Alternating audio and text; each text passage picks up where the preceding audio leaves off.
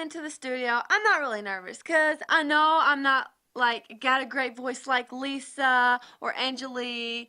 But I know I'm gonna have fun with it and I'm gonna do the best I can. And I'm just so excited that I get to do this that I'm not really nervous at all. Because I know I'm not gonna like blow his socks off, but I also know I'm not gonna do bad. Just because I'm gonna have fun with this, it's gonna be really playful, and I'm just lucky to have this experience. I've never ever been in a studio. I've never seen a studio. I was just like so amazed. I came in and there's like all these buttons and I asked Lisa, I was like, "Lisa, do they actually use all those buttons cuz it's like a spaceship."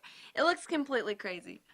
I have no musical background whatsoever. Like singing in the shower is about as far as I go with my musical talent.